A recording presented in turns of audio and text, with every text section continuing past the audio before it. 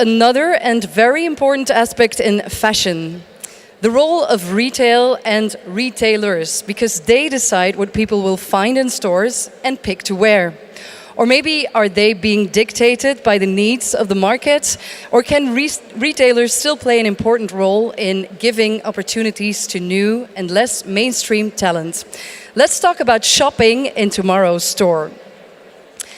Axel Keller will lead this debate. He served as commercial director at French luxury fashion house Balenciaga. Before that, he was the commercial director at Maison Martin Margiela in Paris. And having worked for nearly 30 years within the luxury goods and fashion industry, both on the wholesale and retail side, Axel holds extensive knowledge of the dynamics and success factors of this industry, so as well as its barriers to enter. Herbert Hofmann studied geography, but his time in Stockholm and Berlin inspired him to work in fashion and design. 6 years ago, he got the offer to do the buying and creative directing of Voo Store, a shop with a very, very special selection, reflecting the Berlin way of living. Hofmann also runs the social media for Voo, and he teaches merchandising and retail as well. Also going into debate is Michael Kliger. He has been working in retail for over 20 years, and he joined Europe's leading luxury online fashion boutique, mytheresa.com. And as the president of Mytheresa, he's an absolute expert in digital services and digital retail. And last but not least, we have Marie de Reyniès. She's been working in the French fashion industry for 12 years, first at Isabelle Marant, later at American Retro, and then she started to work for Celine and Sonia Rykiel.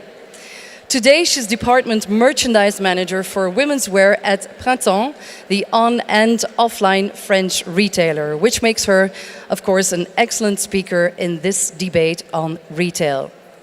I hope you all are ready. Your applause, please, for Axel Keller, Herbert Hofmann, Michael Kliger, and Marie de Reyniès.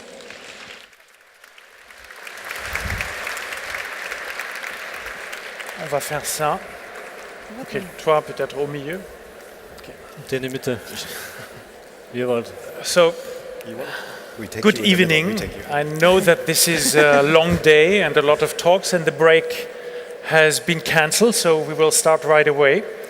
I'm very proud to have Herbert, Marie, and Michael here today with me. All three represent very important point of views in today's retail and distribution, and I think that I hope that what we are going to debate is of interest for you. So my first question when we started this was how the selection process of new brands for the respective stores is working. What are you looking at? What are you considering, and how are you making this process? I don't know, probably we start with Marie. Okay. So, yes, hi. So as a Printemps department store, in terms of assortment and brand selection, we focus to have a balanced assortment. We have a wide amount of brands, and we make sure first to be in line with our clients, serve the clients, but first of all is serve desirable brands so that we attract and develop our customer loyalty. And on top of this, we make sure to bring newness, uniqueness, surprise also in the store, so that every time our customers come back, we make them discover something. So it's all about a balanced thing between a core offer that serve our customer, and they're sure that when they come to the department store, they will find the main brand and the mainstream offer. And on top of this, add some newness and uniqueness. Okay. When you look at collections, is that something that you have in your mind already? That you know your base, of course, and the main brands that you have on each floor. But is it so? Do you go? Are you looking at press or showrooms, and do you think immediately this is going to go in this direction or it does not? How does it work when you look at something? Do do you say yes, no, or this goes in this category, or are you open? How does it work? I would say it's a mix. You know, we talk about fashion, so there's an emotional part for sure. We're a store and we have to drive emotion. So we do the same when we select whether a brand or whether a product during the buyings. We secure the assortment with a core offer because we know our brands and we base on analysis to buy them. But on top of this, we mix with what we call sometimes eye-catching products or visual products or more directional. So we follow the fashion weeks, we follow all the new trends, and also we do this in respect with the DNA of each brand to make sure that what we push are in line with the trends, but also in line with the brand DNA. Mm-hmm. Herbert, how does it work for you? How do you look at showrooms, collections? How do you find brands? How do you make the decision, that's for me? I think for us it's a very intuitional thing, like I see something and I like it and then we try it. And I think as long as you're a small retailer, you have the chances to just make small orders and try it out, and if it grows, it grows. If it doesn't grow, you keep the pieces as long in the store until they sell. But yeah, it's a very emotional thing, I think. It also happened that I liked collections and I went to the showroom, but I didn't like the people working there or didn't like the designer, and then we didn't buy the collection, which does not mean it doesn't happen that often, thank God, but it reflects very much when I come from Paris or Milan and I tell the guys in the shop what I experienced and how nice it was in the showroom and that I was treated nicely and whatever. It does a lot of to also how the communication goes on in the company. Mm. It's, you know, like there is a collection arriving and I'm like, oh, yeah, now this arrived and I don't like them anyways, and obviously. But in general it's very emotional. I like something and then we try it. And I think that's also a little bit the future, to really not look too much to the left and right, to not look too much to other retailers, what they are doing, and if they have it, I also take it. This is what happened to me now 7 years in a row. I get several emails a day with people saying, hey Herbert, please check out my collection, we are also selling at Colette. And then I'm like, well, this does not mean anything, you know, it's... yeah, it's good to stay straight focused and just try things. So it's a very personal approach.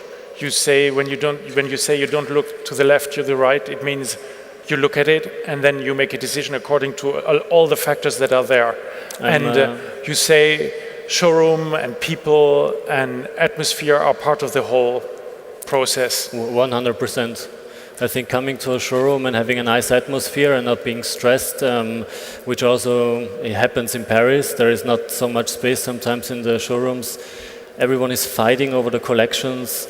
You don't have the time to look at the pieces. You have to, like really, some people are putting them, there's different approaches. Some people put everything on the table and I'm like, this is not how it works. We are working here and everyone has to follow certain rules. There's showrooms where I don't like to go, and if exactly that brand is also not working in the shop after one season after the other, it's an easy thing to say, okay then ciao.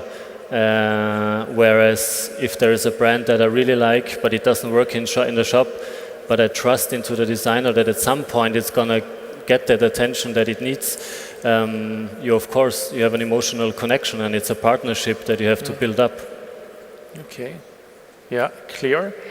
Michael, what do you think? How does it work for mytheresa.com and the Theresa store?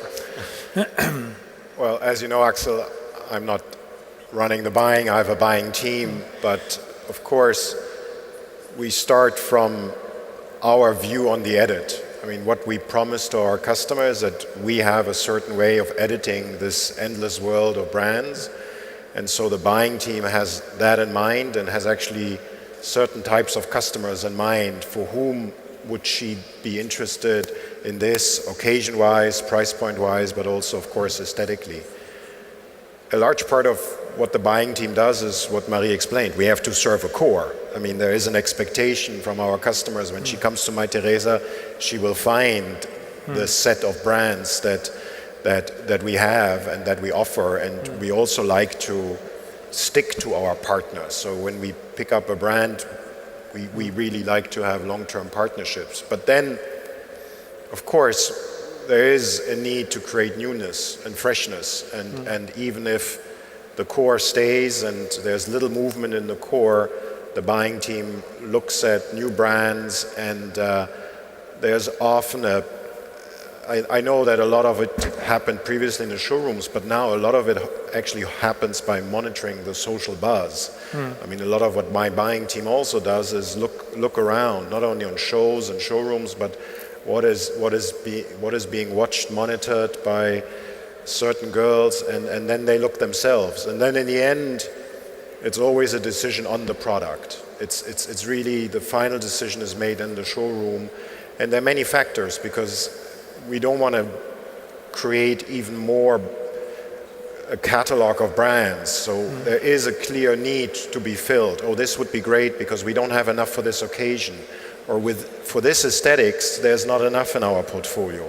So we really try to find newness, but not just because it's new. It fills a role in what we believe our customer or she is looking for. So it's a balanced process of pure gut feel in the showroom, but then also going back and where does it fit? Not to pile brand on brand on brand, because then you're not curating anymore. You're just listing. Clear. Okay. In your selection processes, I mean, there are brands that are musts. I would say that there are brands that have to be in your store, and it's very clear to everybody who that is, depending on the different types of stores that you have. But under what circumstances would you consider a young independent label that has no, that doesn't have a huge exposure and that is probably relatively unknown? What would they have to do, or why would you consider them? Probably Marie. I'll start. So yes, we have a big core assortment which is relying on brand with a big notoriety as a department store, but we also have to serve newness. Today the clients are more and more demanding, and they're asking to discover things. And like when we launched Maria Luisa at Printemps, which is the designer concept space in our department store, it was almost 10 years ago, I would say, and it was like a plus. Today, as a department store, every department store has its designers' specific newness area dedicated to discovery, young, new designers. So this is very important for us to pursue this role and serve young designers. So the young designers, for us, it depends on many things. The choice will be, like Herbert was saying, about an emotion, a strong emotion thing. So if we go into a showroom during the fashion week and we fall on a brand that we love, or we speak with the designer, then we might serve it in Maria Luisa in this space. Or let's say that we find they have a great concept, or we can do a special collaboration with an event and develop a special shopping experience for our client with a trunk show, something like this. That will be possible to us. But the most important thing to us is to serve a point of view. As soon as we select a young designer, it's whether because it's somebody we believe in and we want to make it grow, or it's because we will be able to develop a special point of view on a product, on a group, at a fashion moment that is important to us. Okay, Herbert? Kind of the same story. I always like when I come into a showroom and I have a certain trust in the person that is standing there. So no matter if it's a salesperson that is representing the brand, or if it's the designer himself or a whole community, I want to feel that there's a little story behind, and I think it becomes even more and more important.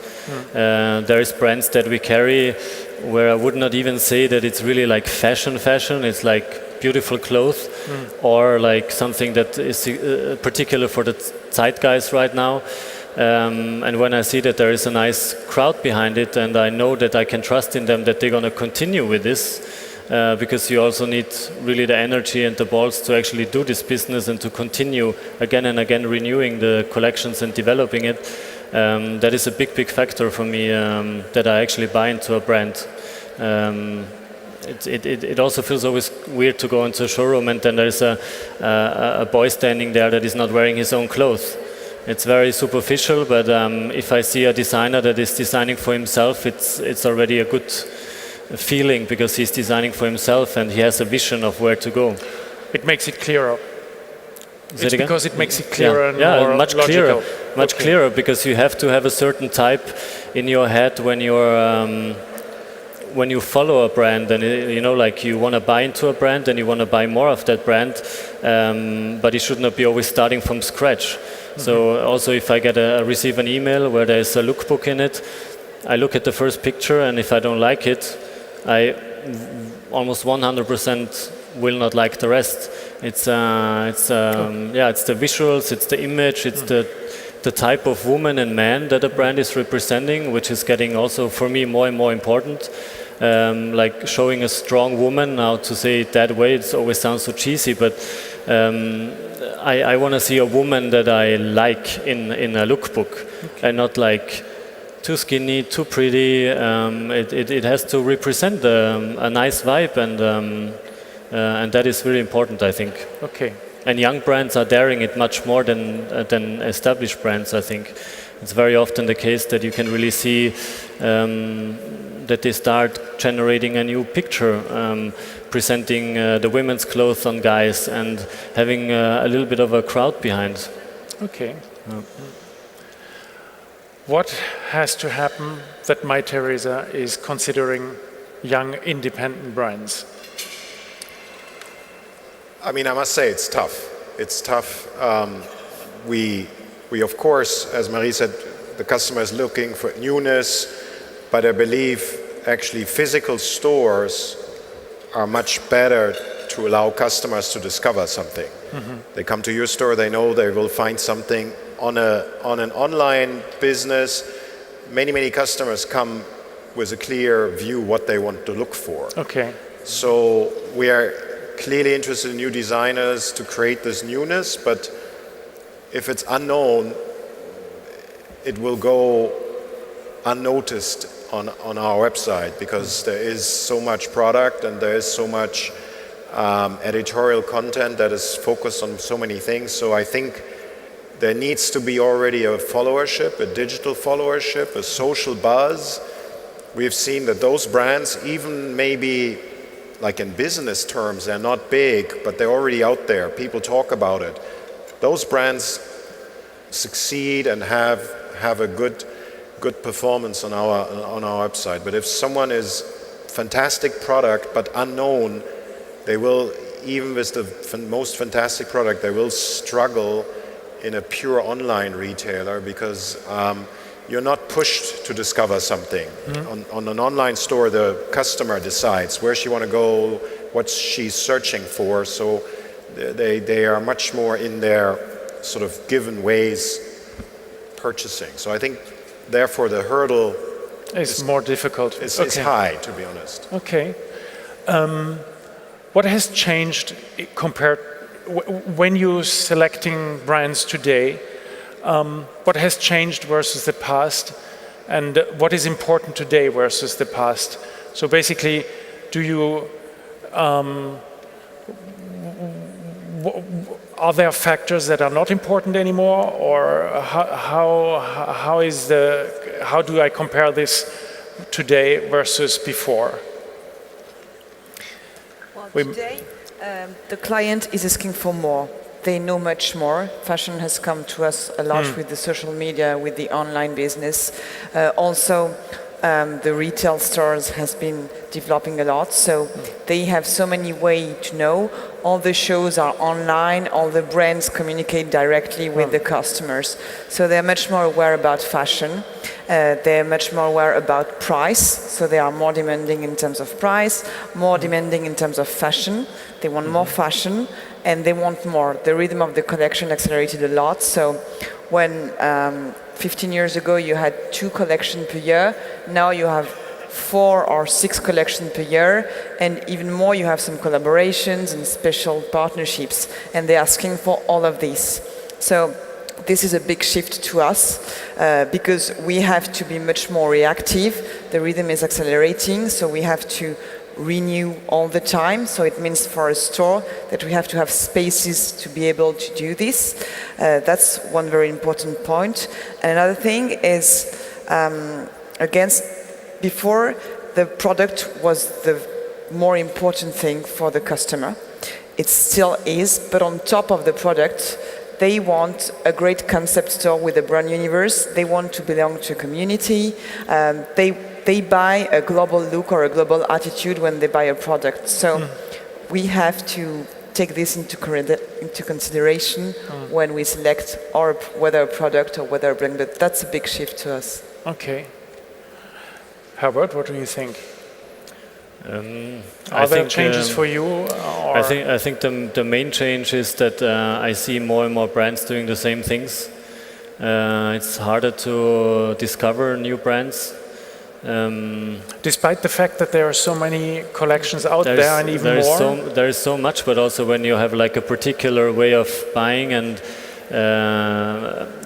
we don't want to, and we cannot buy too many brands, so there has to be a limitation. So everything has to be on point. And so authenticity is something that is super important for you. 100%. It's okay. I cannot work with a brand that does like this and tries to now oversized hoodies are cool, and then they also make oversized hoodies the season after. And I don't like this adaptation of general styles. I mean, I know what is selling, but it's not very challenging, and it's tricky. You know, I don't want to fool the customer, and I see also a big chance in educating the kids also that are shopping at Voo to show a little bit everything outside. And of course there has to be the oversized hoodie because that is selling, but I'm also happy when it's sold out and there is the focus on something new. Okay, and compared to what Marie was saying, that the customer knows much more and is expecting things that are there. What is your take? Because you are in a different environment, and that is probably more. I'm often saying, on the one hand, I would love to have a kind of customer that comes in and wants to have the newest shit, and at the same time, I'm very happy that we have an educated customer that comes in and they know what they want. They don't need so much like service, or you don't really have to really tell them what is new because they know it already. But yeah, definitely, it became very demanding. Like, you know, Germans are also very looking after every euro. So sometimes they would come and show us the picture of an online shop saying, hey, this shop is actually right now having 20% off on the whole selection. Can also get 20% off here. And then I'm saying, why didn't you buy it in the online shop? Why did you make your way here to buy it here? And they're like, well, the size is sold out there, and you know, there's always you have to be very brave to not fall into this whole discount thing and just like follow that. This whole the whole demanding is really rude. Very often, I must say, it's not like nicely coming to a shop and people are treating you nicely and you get a nice thing in return. It's very demanding, I think. So that changed a lot. I think basically we have this situation where you read in the press a lot that brick and mortar stores are having more difficulties, that they are having more and more competition, and that e-commerce is rising and people can find more and more ways to buy what they want. How do you see these channels interacting and in your current situations, if that is the case? And where do you see upsides and challenges? Probably, Michael, you are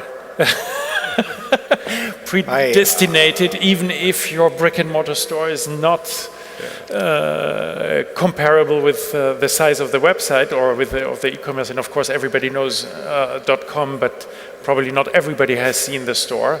So no, we are very proud of our store in Munich. So I totally understand. I mean, I think when people say like online is the future, I think this needs to be balanced, because I think at the moment online is growing much faster than stores, so there is clearly for online there's a big moment, but I don't see that shopping will only happen in online. I don't even think the majority of the shopping will happen online. It's just if you have 0 and get 30% of the cake and someone else had 100 and ends up with 70%, it feels great for those that get 30 and doesn't feel great for those that ends up with 70, but in the end it's still 70-30. So, and I think online is really providing an overview of the world. You have convenience, you can get it any time,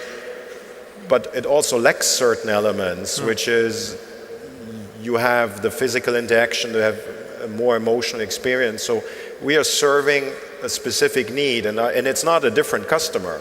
She will buy online because she's time pressed, or she knows exactly what she wants because she discovered it somewhere else. But that same woman will go into a department store or in a boutique because she just want to browse and discover and physically touch. So I don't think it is one customer against the other customer. It's just one customer and having a different lifestyle. So online will grow, but and that is painful because we probably have too many stores, but we have also so many e-commerce shops. So the demand on a retailer is you need to have a point of view. Okay. Because product is out there. Everybody can see everything. If you don't have a point of view, no one will go to you as a retailer. Yeah. And Herbert, how does that work for you? Because you have a website too. And what do you think? It's difficult when you're not an online shopper yourself. I mean, the first 2 years of Voo, we didn't even have a homepage. Then of course there's a lot of people, like the initial thought or why we did the online shop was that I had a woman on the phone in the office and she wanted me to guide her through the whole shop. She went to the shop once and then she said, I want more. Tell me about the candles that you have. How does it smell? I need something for my mother. I need something for my kids. And after that I was like, I'm done with this. Like we need to like step up the game a little bit. And now we are there. And we have an online shop where we try to inspire a lot by mixing the brands completely, and we still like fight with some brands because they don't want it, that we are mixing high-end and luxury with sneakers and stuff.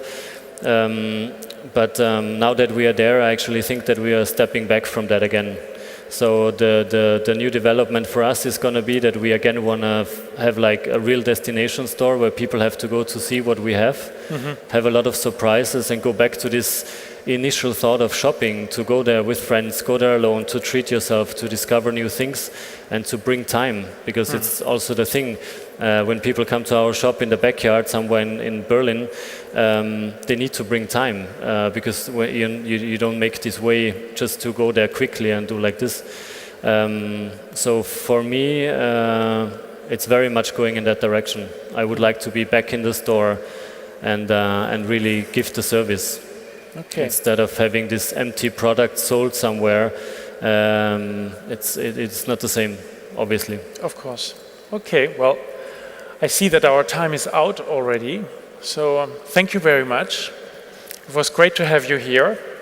And I think that there are a lot of other questions that we have not touched or that we were not able to discover, but we are here, so if anybody would like to talk to us about points that you have, then please feel free. We are going to be here. Thank you.